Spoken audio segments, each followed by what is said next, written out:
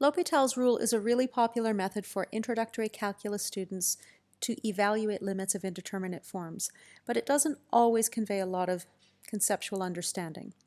In this video, we will graphically motivate L'Hopital's rule using linear approximations. A limit question like this one is pretty standard fare in a university or high school calculus class. Normally, we would take the x-coordinate, the value that x approaches, substitute it into the expression, and see if we get a defined or undefined value. In this case, we have an undefined value, specifically indeterminate. And so with a little massaging of the algebra, we can factor the numerator, the difference of squares, and see that we have a common factor of x plus 1. We can simplify this fraction as long as x is not equal to -1, which is valid because x is approaching -1. And then the limit of the original function and the limit of the simplified function are equal when we substitute x equal to -1. So what's really happening here is that the source of the indeterminacy, the 0 over 0, is from this function, and we're left with x minus 1 over 1, which leads to a -2 factor and a 1 factor, which gives us the -2 here. We'd really like to understand from a graphical perspective the meaning of this -2. Now we have two interpretations. One interpretation is if we consider a rational function, and let's take a look at the graph of x squared minus 1 over x plus 1, specifically when x is equal to -1. So here we see that it doesn't look like there's any discontinuity, but if we trace along the graph, when x is -1, y is not a number, because the function value was undefined. Y is indeterminate. But we can see that as x is approaching -1 from both the left and the right, y approaches a height of -2. And so because the left and the right-hand limits are equal, we have a defined limit value. So we end up having a removable discontinuity or a hole in the graph of this function. So we can say that this function has a hole at -1, -2.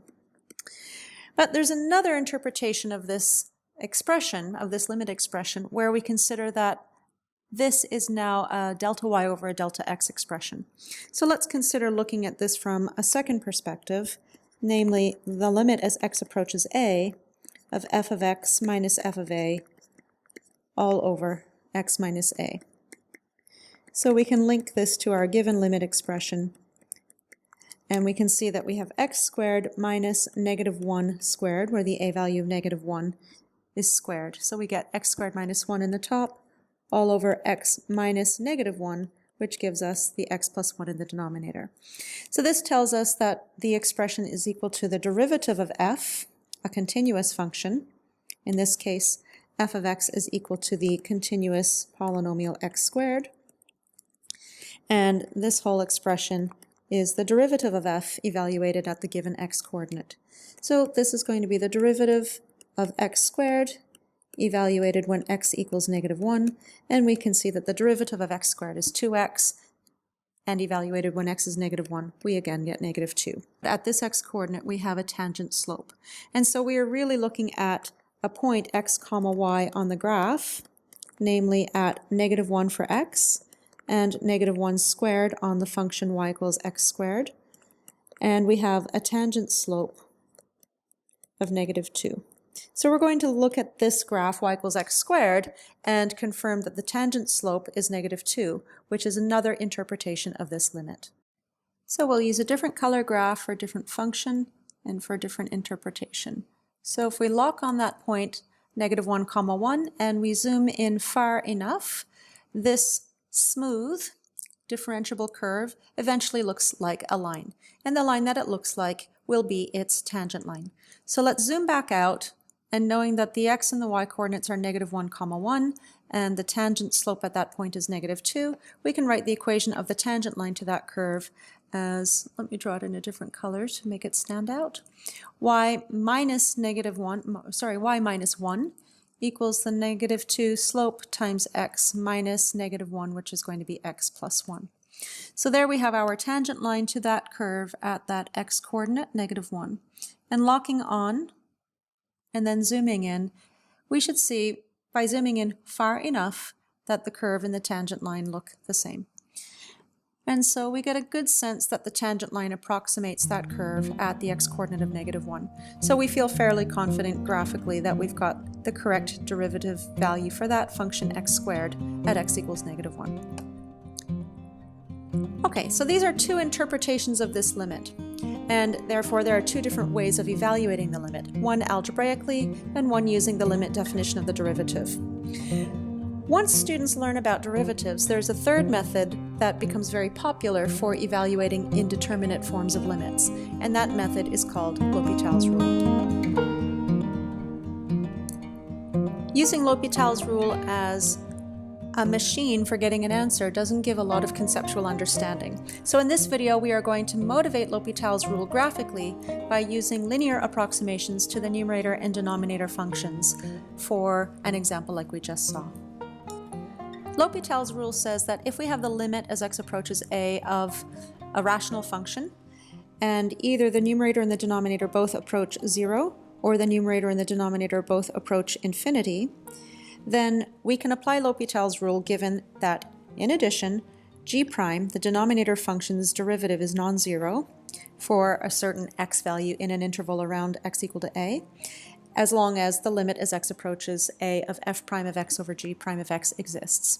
In that case, the limit of the quotient of f of x and g of x as x approaches a equals the limit of the quotient of their derivatives. Now, this is not intuitively obvious, but we are going to just take a look at an example to see how it works. So given the same limit, we can see that as x approaches -1, the numerator approaches 0 and the denominator approaches 0. Now, let's apply L'Hopital's rule by taking the derivative of the top and the bottom and confirm that the limit of their derivative quotients exist and that the derivative of the denominator is non-zero. It's a mouthful. So we take the derivative of the top, which is 2x, and the derivative of the bottom, which is 1, and we end up getting that, well, this limit must exist because the denominator is now constantly non-zero. And so we will get -2 over 1, which is -2. But in terms of a meaning or an interpretation, L'Hopital's rule doesn't really help us to see what's going on. Let's look at another example. Let's take a look at the limit as x approaches 0 of cosine x over x. And in this case, if we apply L'Hopital's rule, we end up getting negative sine x for the derivative of cosine x and 1 for the derivative of x. And when we substitute in here, we get negative sine of 0, which is going to be -0, or just 0 over 1, which is 0. And blindly using L'Hopital's rule without paying attention to the conditions can get us into trouble. The reason that this is false is that we did not have 0 over 0 or infinity over infinity. We ended up having 1 over 0, which is not an indeterminate form. So blindly using L'Hopital's rule just to take the derivative of the top and the bottom doesn't always work.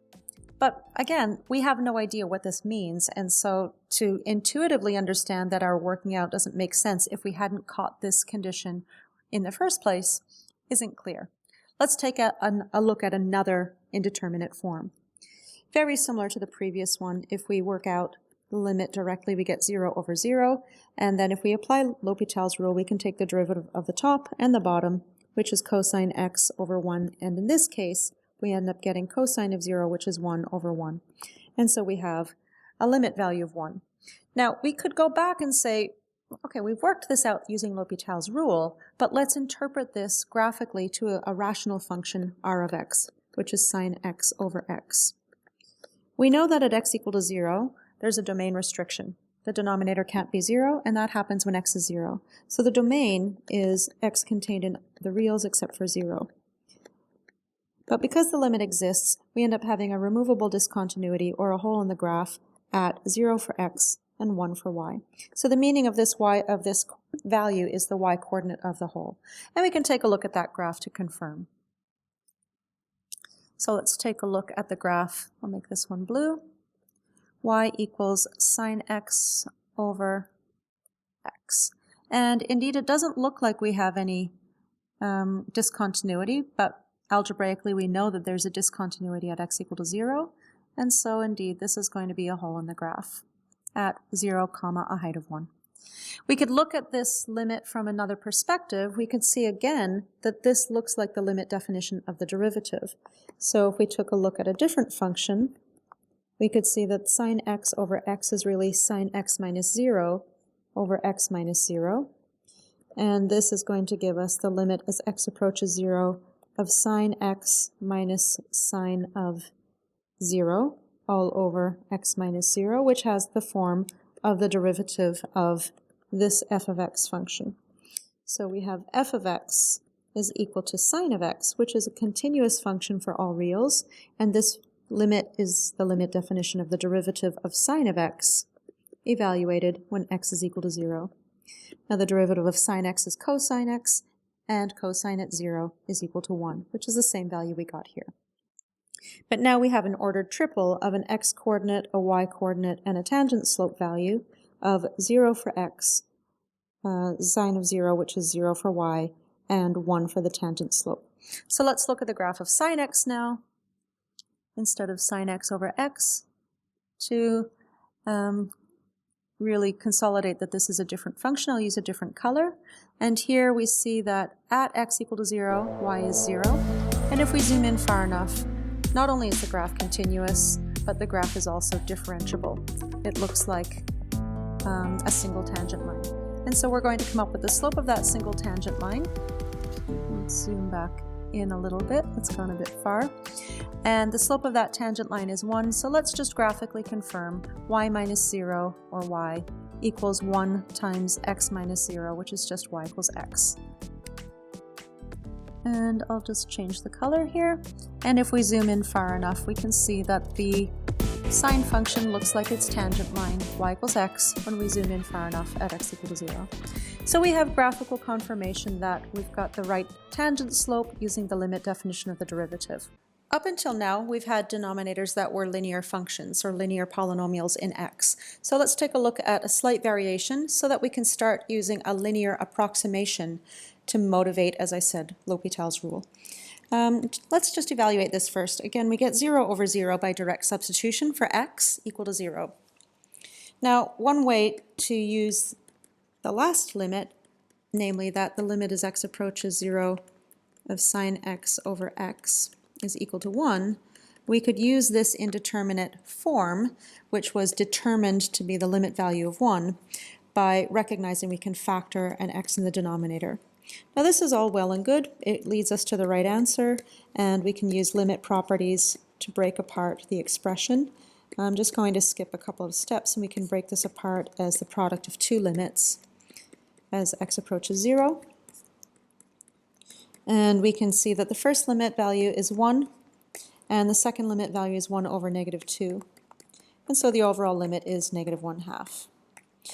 This is one approach to this limit. Let's take a look at another approach. It doesn't typically come up at the beginning of an intro calculus class because it requires Taylor polynomials. So we could rewrite the sine of x using its Taylor expansion of x minus x cubed over 3 factorial plus x to the 5 over 5 factorial minus x to the 7 over 7 factorial, etc. And then the denominator is already a finite polynomial, and I'm just going to write it in increasing degree order. And so from here we can see that every term will have a common factor of x, which is going to be the source of the indeterminacy 0 over 0. So we're going to get 0 times something over 0 times something, and the zeros will simplify. So first of all, we need to factor out the 0. Now, to be fair, I'm not using a linear approximation here. I'm simply using the Taylor polynomial expansion.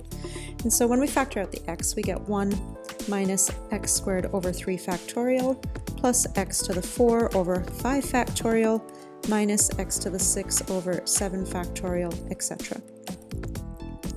And in the denominator, I can factor out an x and be left with negative 2 plus x squared.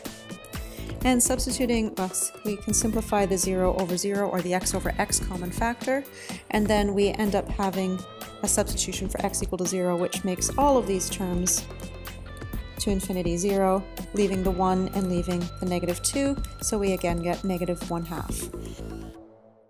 Now let's take a look at functions separately. We're going to take a look at the numerator function f of x, which is sine x, and we know that we've got the derivative is cosine x, and at x equal to 0, both the function value, well, the function value is also 0, and the derivative is 1. So we have an ordered triple of x, y, y prime, which leads us to giving the tangent equation as y minus 0 equals 1 times x minus 0.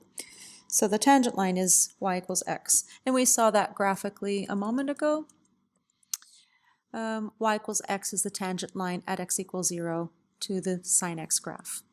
Okay, so we can therefore say that sine x can be approximated by x as x approaches 0. And we can also take a look at a denominator function. Let's call it g of x. We get x cubed minus 2x, and the derivative of that function is 3x squared. We're finding the derivative so we can come up with the tangent slope. G of 0 is also 0, and g prime of 0 is negative 2. So we have an ordered triple of 0 for x, 0 for y, and negative 2 for the tangent slope, which gives us a tangent line equation of y minus 0 equals negative 2 times x minus 0. And so we can see that x cubed minus 2x can be approximated by negative 2x as x approaches 0. And so for this indeterminate form, we can motivate this limit by replacing sine x and x cubed minus 2x with their linear approximations. So we get x over negative 2x, which again simplifies to negative 1/2. So we're getting that same limit value, and this is because we are using the function's linear approximations, their tangent line equations, as an approximation to the nonlinear function. So at x equal to 0, we can see that the cubic nonlinear function, if we zoom in far enough at x equal to 0, it eventually looks like its tangent line y equals negative 2x. And so the heights on the graph of y equals x cubed minus 2x are fairly well approximated as x approaches 0 by the heights on the red graph. Okay, so what does this mean in general? Well, let's consider the limit as x approaches a of a rational function, which is called f of x over g of x, and let's let it be an indeterminate form. I will motivate this discussion of L'Hopital's rule for this indeterminate form, but not all of the indeterminate forms. So in the case that we have f of x approaches 0 and g of x approaches 0 as x approaches a, I'm saying that f of x could be approximated by its linear approximation, its tangent line equation, and similarly g of x can be approximated by its linearization or linear approximation, its tangent line equation. So assuming that f of x and g of x have derivatives, then what would the linearizations for each of those functions be? Well, if we have y equals f of x, then y prime is equal to f prime of x, and we end up getting that the y coordinate is f of a, and the tangent slope is going to be f prime of a. So we have an ordered triple of a, comma f of a, comma f prime of a. And we can write the tangent line equation as y minus f of a equal to f prime of a times x minus a. Then the linear function, the linearization for function f is going to be y equals f of a plus f prime of a times x minus a. Similarly, I'll use a different color for y equals g of x, given that its derivative exists. We have g prime of x, and we can work out the specific y coordinate and tangent slope. Now we have another ordered triple, and we can write the tangent line equation for the g of x function at x equal to a. And so we have that y minus g of a is equal to g prime of a times x minus a, and if we add g of a to both sides, we can end up getting that y, or the linearization of g at x, is equal to g of a plus g prime of a times x minus a. So we can use these expressions, I'll just put them in red, as the approximations for f of x and for g of x. So let's go ahead and do that. the limit as x approaches a of f of x over g of x will be well defined in terms of its linearizations, which is going to be f of a plus f prime of a times x minus a all over g of a plus g prime of a times x minus a. Now we can see that, remember, we had an indeterminacy here, and at x approaching a, or as x approaches a, or x minus a approaching 0, the source of that 0 over 0 indeterminacy is the x minus a. But we don't have a common factor here and here because we don't have just one term in the top or in the bottom. But this is where the other condition of L'Hopital's rule, the one that we overlooked when we looked at the limit as x approaches 0 of cosine x over x, came into play. Here, when we worked a direct evaluation, we get 1 over 0. So this limit, or this function, is not a candidate for L'Hopital's rule. So specifically, we have to have that f of a and g of a are 0. And because that's the case, we now have this common factor of x minus a in the top and bottom, which is the source of the indeterminacy. And the factor in the numerator that's left is f prime of a, and the factor in the denominator that's left is g prime of a. So we directly get f prime of a over g prime of a, which, as long as g prime of a is non-zero, we have a defined value. To be clear, this is not a formal proof of L'Hopital's rule, but it is a conceptually meaningful, accessible way for introductory calculus students to understand why L'Hopital's rule works, and also to understand some of the constraints on when L'Hopital's rule doesn't work. In my opinion, any method that allows students to have a deeper understanding and to visualize mathematics, as opposed to plugging and chugging into a formula, is a really good approach. Thanks for checking out my video on graphically motivating L'Hopital's rule using linear approximations.